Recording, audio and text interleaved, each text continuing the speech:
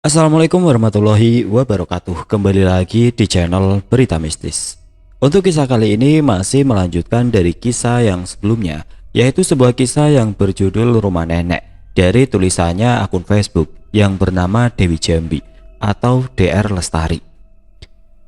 Sebelum kita masuk ke ceritanya, tekan dulu tombol like video ini dan jangan lupa tekan juga tombol subscribe channel ini dan nyalakan juga lonceng notifikasinya agar tidak ketinggalan cerita-cerita baru dari channel ini. Dan bagi teman-teman yang ingin membaca langsung ceritanya, nanti silahkan saja kunjungi linknya yang nanti akan saya sertakan di kolom deskripsi. Dan seperti apa untuk kelanjutan kisah ini? Langsung saja kita simak berikut ini.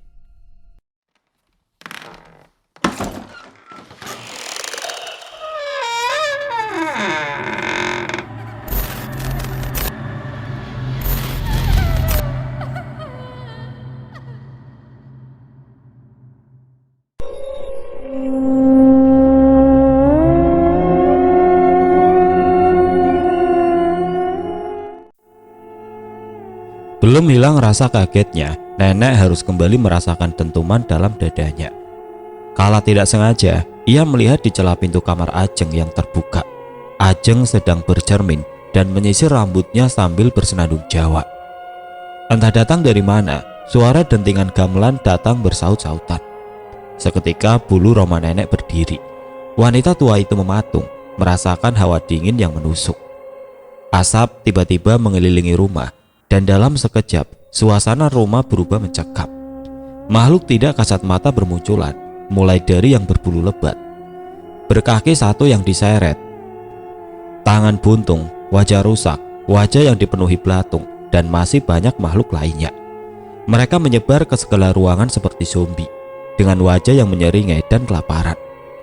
Tubuh nenek bergetar hebat, apalagi saat mendengar suara kikikan yang berasal dari cucu kesayangannya, yaitu Ajeng. Rasa takut kian menguasai dirinya. Saat ingin berbalik dan kabur, tiba-tiba tap. Sesuatu seperti menangkap kakinya. Mata nenek membola dan menghadap ke arah lantai. Ia ingin teriak, tapi suaranya seperti tertahan di kerongkongan. Tangan pucat mencengkram salah satu kakinya. Tubuh makhluk separuh yang keluar dari ubin itu menatapnya dan menyeringai mengerikan, seolah mengejek nenek yang saat ini tidak mampu berkata-kata. Lepaskan! Susah payah nenek berusaha lepas dari cengkeraman tangan dingin pucat berurat itu. Keringat mengucur deras di dahinya. Namun, cengkeraman makhluk itu semakin kuat dan buk. Tubuh nenek terjerembab di lantai. Bibirnya membentur lantai hingga darah mengucur deras dari luka yang menganga. Darah, darah. Makhluk itu melepaskan kaki nenek yang meringis kesakitan. Tangan keriputnya menyentuh bibirnya. Darah, lirihnya. Makhluk yang hanya separuh itu perlahan merangkak dan menunjukkan seluruh tubuhnya. Makhluk itu berputar dengan posisi seperti laba-laba. Tangan dan kaki berjalan bersamaan dengan kepala terbalik, mendekati nenek yang berusaha untuk bangkit dan terduduk. Nenek terkesiap saat melihat makhluk aneh itu tertawa terbahak melihat nenek yang kepayahan. Jauh, pergi! Suara nenek yang membahana bukannya membuat makhluk itu pergi, malah semakin mendekat. Teriakannya itu juga membuat Ajeng dan makhluk lain yang ingin dihindarinya malah mendekat. Nenek yang dikepung beringsut mundur dan terpojok di dinding. Saat mencekam seperti itu, ia melihat Ajeng berdiri dengan tatapan yang sulit diartikan. Ajeng, tolong nenek nak. Lirih nenek mengibah, tapi Ajeng malah tertawa mengerikan. Ia malah mengangkat kedua tangannya seolah memberi komando pada makhluk seram lainnya untuk menghabisi wanita tua yang ada di hadapannya. Nikmati makanan kalian anak-anak, makanan siap disantap. Bertepatan dengan ucapan Ajeng, air mata jatuh di kedua sudut mata nenek. Tangisnya pecah saat makhluk itu mulai mendekat dan ia dalam keadaan tidak berdaya. Jangan! Makhluk menyeramkan dengan tingkah seperti zombie itu menarik kaki nenek hingga tubuhnya berada di tengah-tengah. Tubuh nenek terkoyak saat kuku-kuku tajam itu menyentuh kulitnya. Nenek hanya bisa menahan sakit saat tubuh tuanya menjadi rebutan dan gigitan serta hisapan dari makhluk-makhluk aneh yang datang entah dari mana. Tubuh tua itu menggelepar saat darahnya muncrat dan dagingnya mulai terlepas menyisakan rongga. Wajah Ajenglah yang ia lihat terakhir kalinya saat tangan Ajeng dengan lihai menancap di dada nenek dan merobek dada tua itu hingga tembus ke organ. Mulut nenek hanya bisa menganga menahan sakit yang teramat sangat saat tangan Ajeng bergerak dan mencabut jantungnya. Itulah saat terakhir dirinya bisa melihat dunia dan kegelapan seketika menyelimutinya. Ibu. Nenek merasakan tubuhnya terguncang dan sebuah suara menyentak dirinya. Mata tua itu mengerjap, nafasnya memburu dan terasa sesak. Ibu baik-baik saja. Samar nenek menatap seseorang yang saat itu memanggil namanya. Desi, apa kita sekarang berada di surga?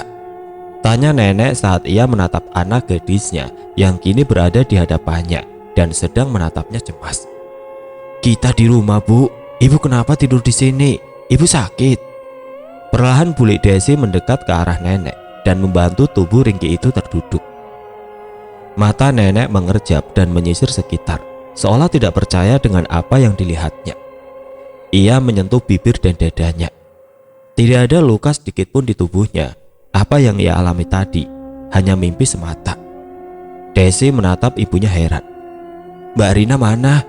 Ia celingukan mencari mbaknya. Nenek menggeleng pelan. Mbak Rina. Teriak Desi memanggil mama dari Bagas dan Gandhi. Rina yang sedang tertidur menunggui Bagas langsung tersentak dan berlarian ke arah suara. Ia tersentak saat melihat ibu dan adiknya sedang terduduk di lantai, tidak jauh dari kamar anak gadisnya. Desi, ibu kenapa? Tanya Rina saat berada di antara ibu dan adiknya. Desi mendongak dan menoleh ke arah mbaknya. Desi yang tanya, Mbak. Ibu kenapa tertidur di lantai ya? Mbak ini gimana? Lagian, ibu baru sebentar Desi tinggal udah begini. Desi nyerocos menahan marah. Rina terdiam, merasa bersalah karena lalai menjaga ibunya. Mbak ketiduran, Rin. Bagas demam dari tadi, badannya panas, ucap Rina. Ibu kenapa? Nenek terdiam, tidak berani menceritakan mimpi buruk yang sangat menyeramkan itu. Hanya matanya yang terus menatap ke arah kamar Ajeng. Perasaannya bercampur aduk antara penasaran dan juga takut. Desi dan Rina mengarahkan pandangannya ke arah kamar Ajeng. Ada apa dengan kamar Ajeng, Bu? Kenapa ibu menatap terus ke situ? Tanya Desi. Nenek masih terdiam. Menghadapi ibunya yang berubah, Rina lalu membantu ibunya berdiri dan memapahnya ke arah kamar. Bik Jumi kemana lagi? Punya pembantu gak tahu diri, ya begitu, gak bisa diandelin, omel Desi. Rina terdiam. Penasaran kenapa ibunya selalu menatap ke arah kamar Ajeng, Rina pun memutuskan untuk menemui anak perempuannya itu. Ia membuka pintu kamar Ajeng yang tidak terkunci. Hatinya lega karena ternyata Ajeng sedang tertidur lelap. Rina masuk ke kamar anak gadisnya dan mengelus pucuk kepalanya. Ia bersyukur karena apa yang ia pikirkan tidak kejadian. Ajeng, anaknya baik-baik saja dan tidak ada yang aneh padanya. Jeng, mama tahu Ajeng anak baik. Jangan kecewain mama ya nak, lirihnya. Rina lalu berbalik, tapi ekor matanya menangkap sesuatu yang mencurigakan. Ia melihat baju kaos putih yang berserakan di lantai bersama celana jeans. Terdapat noda yang tidak biasa. Rina mendekat dan meraihnya, mencium noda yang berwarna seperti darah kering dan berbau amis. Darah? Kenapa ada di bajunya? Belum hilang rasa penasarannya, Rina meraih celana yang juga terdapat noda yang sama. Seketika hati Rina mencelos. Ia kecewa. Ia berpikir keras. Darah apa ini? Apakah ini darah? Jangan-jangan Ajeng. Suara lolongan anjing terdengar bersaut-sautan. Ajeng menatap ruangan yang semakin gelap dan mencekam. Ia ingin bebas, tapi kakinya dirantai. Harapannya untuk lepas musnah sudah. Sedang noni Belanda mereka seret dan bawa ke arah penjara yang lembab dan dingin. Sayup-sayup Ajeng mendengar suara tangisan dan jerit ketakutan dari orang-orang yang mereka siksa. Tempat ini tidak lebih adalah tempat pembantaian, penyiksaan tidak berujung. Krek. Ajeng menarik kakinya dan menekuk hingga menyentuh dada. Perasaannya berubah tidak enak saat terdengar derap langkah kaki mendekat. Derap kaki yang menghentak itu mengingatkannya pada sosok makhluk berbulu lebat dengan mata merah yang telah berbuat cabul padanya. Kret. Aroma daging panggang menguar saat pintu terbuka perlahan, membuat Ajeng menelan ludah, perutnya yang keroncongan meronta untuk mencoba. Kali ini ternyata bukan makhluk berbulu yang datang, melainkan laki-laki berpakaian tentara pada zaman Belanda. Bertubuh tinggi dengan wajah yang tampan, hidung mancung dengan mata yang menatapnya tajam. Ia membawa senampan makanan enak dan meletakkannya di atas kasur tempat Ajeng dirantai. "Silakan Nona, nikmati makan malammu," serunya dengan senyum khas yang sulit diartikan. Ajeng yang memang sudah sangat lapar, amat bersemangat saat melihat potongan daging panggang di atas nampan dengan aroma yang menggoda. Saat ia meraih potongan daging dan hampir saja menyantapnya, ia teringat untuk berdoa. Bismillahirrahmanirrahim. Baru saja mulutnya menyentuh daging, bau daging panggang berubah jadi bau bangkai yang sangat menyengat. Ajeng menjauhkan tangannya yang sedang memegang daging, memperhatikan dengan seksama daging yang ada di genggamannya. Matanya melebar saat melihat daging panggang itu mengeluarkan bau yang tidak sedap dan sesuatu bergerak di antaranya. Benda menggeliat berlendir itu berjatuhan ke atas kasur. "Ah!" Ajeng melempar daging yang ia kira adalah daging kambing. Tapi ketika ia mengucap doa, daging itu berubah bentuk menjadi tangan manusia yang membusuk dipenuhi cacing dan belatung. Tubuh Ajeng bergetar. Tatapannya takut dan jijik. Sedang lelaki yang tadi memberinya makanan tertawa dengan amat kencang. "Kau mau membunuhku?" Ajeng menatap marah padanya. Lelaki itu balik menatap Ajeng tidak kalah sangar. Matanya berubah semerah darah. "Kau gadis bodoh, dalam keadaan lapar pun masih mengingat Tuhanmu. Apa yang kau dapat, ah? Lagian wanita pendosa sepertimu sudah seharusnya kekal bersama kami di sini," desisnya. Ajeng terdiam, mengingat semua kesalahan yang ia perbuat. Terlalu terburu nafsu hingga membuatnya terpenjara di tempat mengerikan seperti ini. Lelaki berwajah Belanda itu membalikkan badan. "Dan ingat, kau itu sama seperti kami. Jadi, biasakanlah makan bangkai, karena itulah makanan kita," ucapnya sebelum pergi dan menutup pintu. Ajeng menyembunyikan wajahnya di antara paha. Tangisnya pecah mengingat pacar dan orang tuanya. Berharap mereka datang dan membebaskannya, meski itu mustahil. Ia ingin tetap meminta pada Tuhannya. Ia ingin kembali ke tempat asalnya, berkumpul dengan orang-orang yang ia sayang. "Sada, Mas Sada, Sadawira, tolong aku Mas."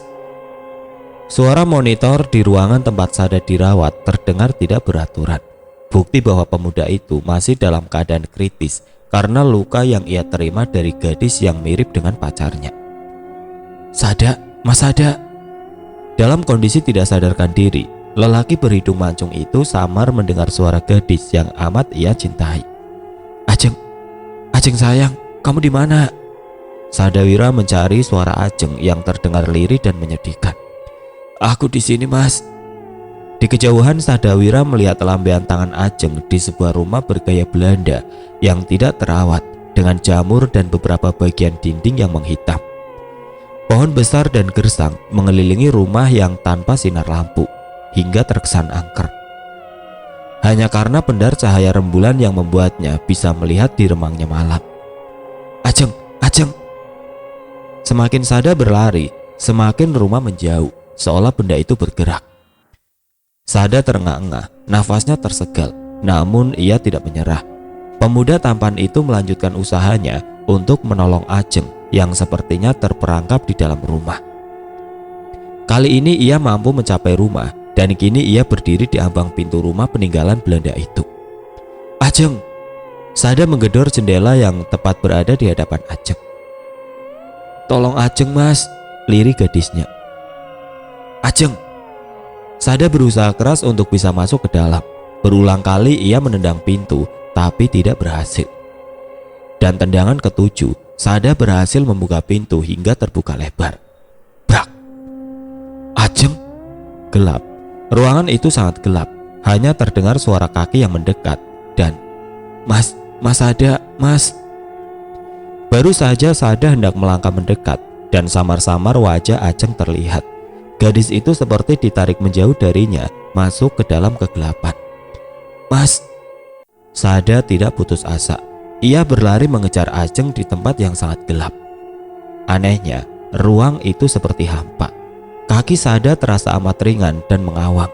Sekuat apapun ia berlari, ia tidak merasa capek. Hingga netra Sada menangkap seberkas cahaya di ujung jalan. Saat ia tiba di ujung, jelas ia melihat Ajeng dan dua orang bertubuh besar dan berotot sedang meniti anak tangga dengan tiang gantungan di atasnya. Di samping tiang gantungan, ada seorang wanita yang juga berwajah amat mirip dengan Ajeng sedang tersenyum sinis kepadanya, seolah menunjukkan tanda kemenangan. Di bawah tiang gantungan, ribuan orang bersorak-sorai menyambut kematian Ajeng. Ruang besar seperti aula itu penuh sesak dengan makhluk berwajah seram dan bertubuh tidak utuh. Mereka semua mengerikan. Ajeng!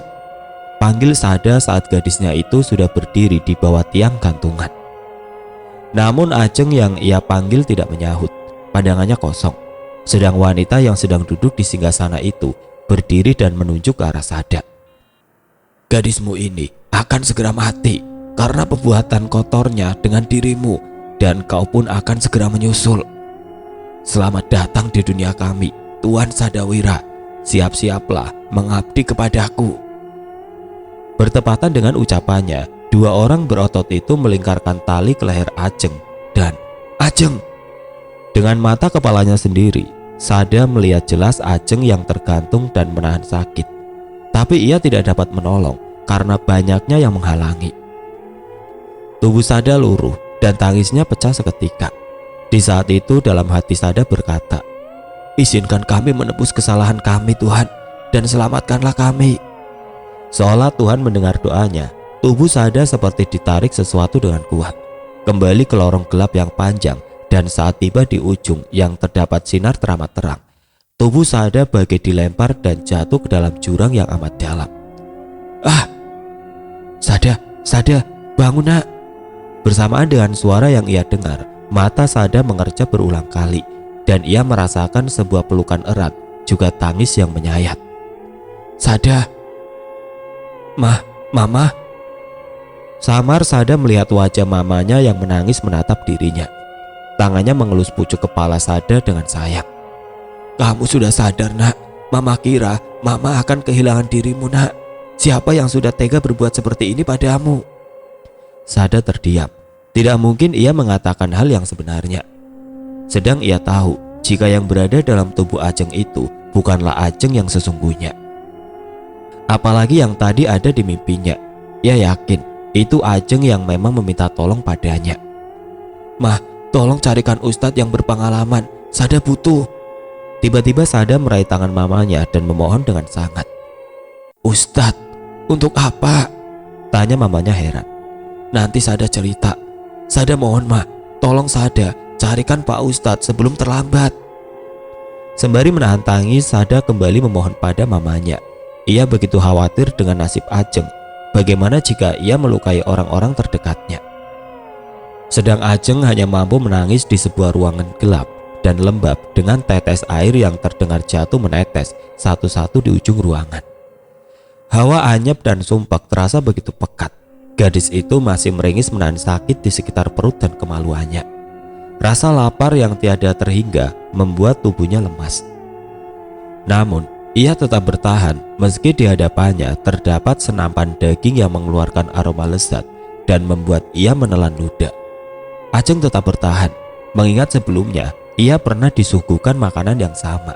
Tapi ternyata itu hanya fata morgana semata. Kenyataannya, daging yang terlihat enak itu adalah potongan tangan yang penuh dengan cacing dan belatung. Tubuh Ajeng bergidik. Bulu Roma seketika berdiri. Di saat yang bersamaan, pintu kamar yang terbuat dari kayu jati yang sudah usang itu berderit. Gadis itu sontak mengangkat wajahnya. dan menatap ke arah pintu yang perlahan terbuka dan menunjukkan sosok tampan berwajah Belanda yang berdiri dan hendak masuk ke ruangan. Tetap saja, meski terlihat tampan, pria Belanda berpakaian tentara itu tampak mengerikan di mata Ajeng. Di beberapa bagian tubuhnya terdapat luka dan noda darah kering di bajunya. Pria yang sama yang masuk beberapa saat yang lalu membawa senapan daging busuk untuknya. "Kau lagi, bawa makanan ini menjauh dariku, aku tidak butuh." Ajeng menekan suaranya. Ia amat muak dengan kebaikan palsu yang disuguhkan makhluk astral di hadapannya. Pria berambut pirang dengan sorot mata tajam itu menarik salah satu sudut bibirnya, mengulas senyum jahat tanpa ucapan. Ia mendekat dan membelai rambut Ajeng yang berantakan.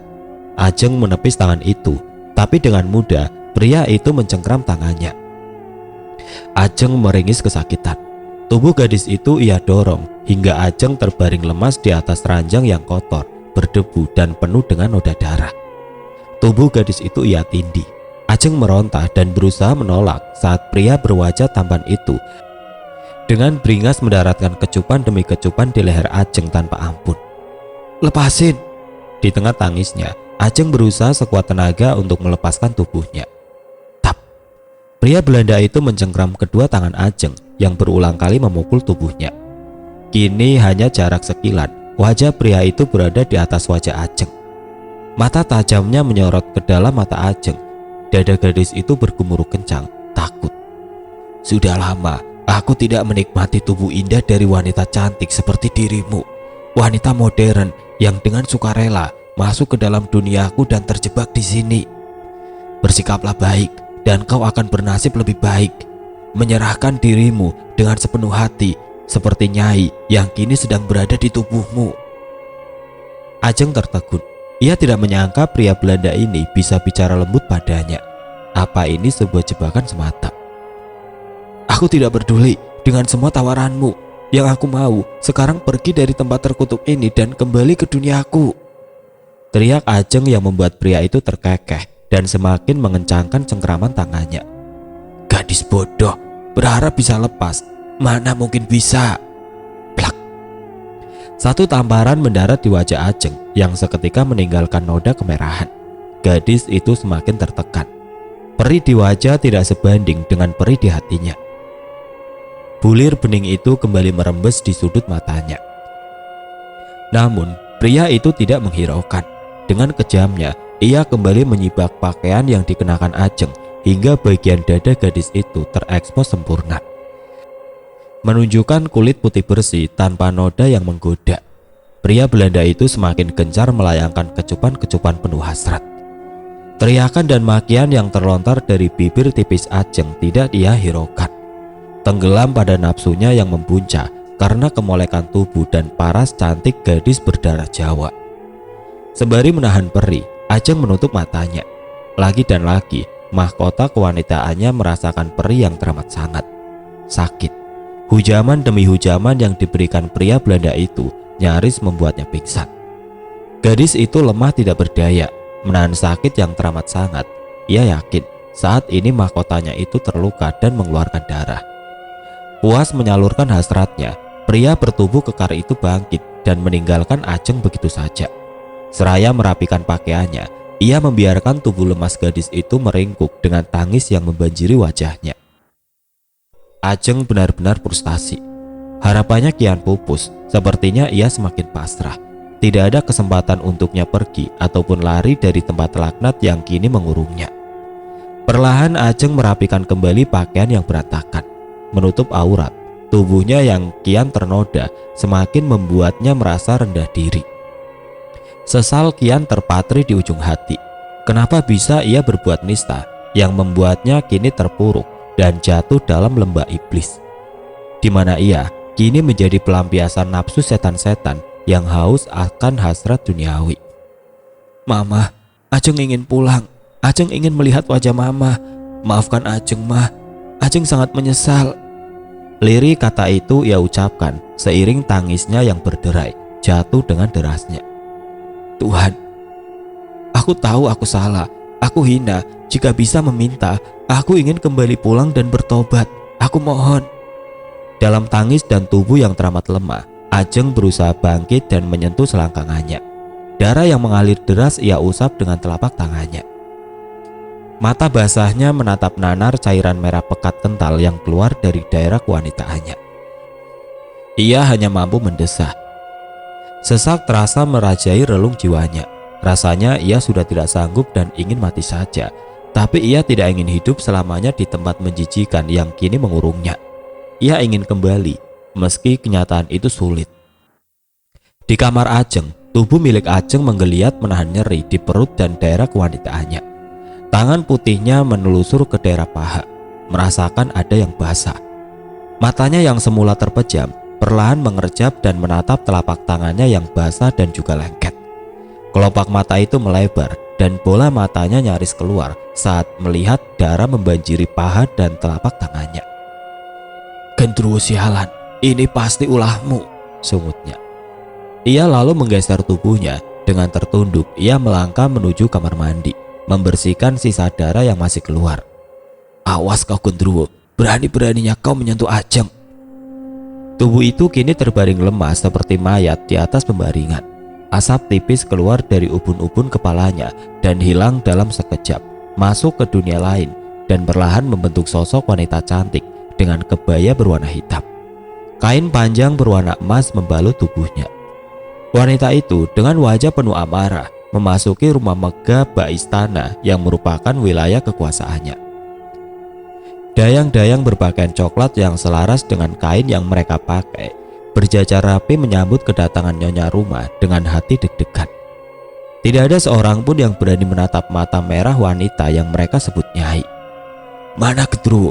Panggil kemari," tita Nyai dengan suara lantang. "Baik Nyai."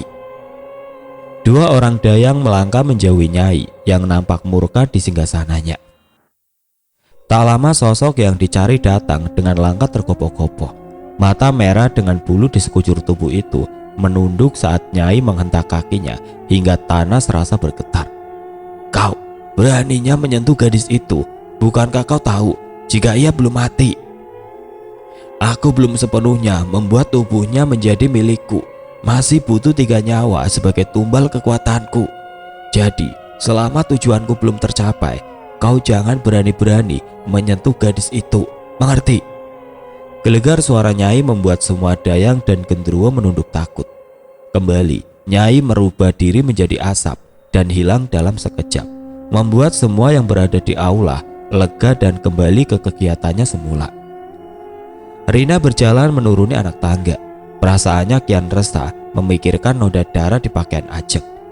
Saat tiba di anak tangga terakhir, Rina membelokkan tubuhnya menuju dapur, berniat membuat teh lemon untuk meredakan sakit kepalanya yang datang tiba-tiba. Berjalan dengan lunglai melewati kamar Bik Jumi yang seketika membuatnya menghentikan langkah. Aroma bangkai kian menyengat dari kamar Bik Jumi. Rina mengernyitkan dahi, hidungnya berkembang kempis, mengendus bau tidak sedap yang keluar dari kamar asistennya itu. Saat tangannya hendak menekan handle pintu, tiba-tiba Rina merasakan tepukan dari arah belakang. Jantung wanita parubaya itu serasa hendak terlontar keluar saking kagetnya. Perlahan, Rina memutar tubuhnya dan mendapati Bik Jumi menatapnya tanpa ekspresi. "Ada apa nyonya di depan kamar saya?"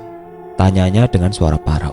Rina terhenyak, tapi rasa penasaran dalam dirinya kian membuncah. "Apa yang kau sembunyikan dalam kamarmu, Bi? Kenapa bau bangkai begitu menyengat keluar dari kamarmu?" Bik Jumi yang ditanya terdiam sejenak. "Tidak ada apa-apa nyonya, mungkin itu bau bangkai dari luar sana," jelasnya. Namun Rina yang sudah diselimuti rasa penasaran dan kepoan yang teramat sangat memilih tetap membuka pintu. Ia kembali memutar tubuhnya. "Jangan buka kamar saya jika tidak ingin sesuatu terjadi pada diri Anda." Hampir saja Rina hendak menarik kembali tangannya yang siap menekan handle pintu begitu mendengar teriakan Bik Jumi. Tapi detik itu juga ia menggubrisnya dan membuka paksa pintu. Krak! Derit pintu kayu itu terdengar menyakitkan telinga. Rina terpaku saat pintu mulai terbuka. Ia melihat. Astaga! Hampir saja Rina ambruk saat melihat sosok mengerikan tergantung di atas kasur. Bijumi, ucapnya dengan suara bergetar. Tubuhnya seketika kaku. Jasad tergantung yang tidak lain adalah Bijumi itu nyaris membuatnya terkena serangan jantung.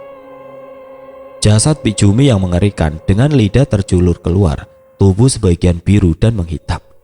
Sebagian kulit mengelupas dan belatung yang keluar dari lubang-lubang menganga di sebagian tubuhnya. Rina menutup mulutnya dengan kedua tangan, mual karena aroma dan belatung yang membuat perutnya bagai teraduk-aduk hingga membuatnya ingin muntah saat itu juga.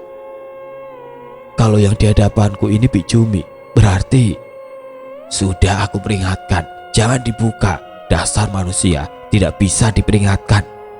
Belum sempat Rina menghindar, tubuhnya terhuyung ke depan karena dorongan yang amat kuat. Brak! Pintu tertutup keras. Rina yang terjerembab di lantai berusaha bangkit, meski rasa sakit menyiksa di lutut dan pinggangnya. Buka pintunya! Dok, dok, dok! Rina berteriak seraya memukul-mukul pintu. Tidak ada sautan dari luar, hingga Rina menangkap bunyi patahan tulang di belakangnya. Aroma bangkai semakin pekat membuatnya menahan nafas. Degup jantung Rina semakin terdengar kencang. Bukankah hanya ia seorang diri di dalam ruangan? Lantas bunyi apakah barusan? Buk! Lantai yang dipijak Rina bergetar. Ia merasakan ada benda jatuh di sekitar tempatnya berdiri. Perlahan Rina memutar tubuhnya yang gemeteran menahan takut. Matanya membesar dan semakin sulit bernapas. Kala ia melihat sosok Bijumi yang tergantung kini sedang berjongkok sembari menyantap kerumunan kecoa dan tikus yang entah datang dari mana datang mendekatinya. Tangannya dengan lihai meraih satu persatu binatang menjijikan itu dan mengunyahnya dengan lahap. Rina semakin kalut. Tubuhnya seketika membeku saat sosok mengerikan itu tiba-tiba menatapnya tajam dan mengulas senyum sinis padanya. Nyonya, mari makan.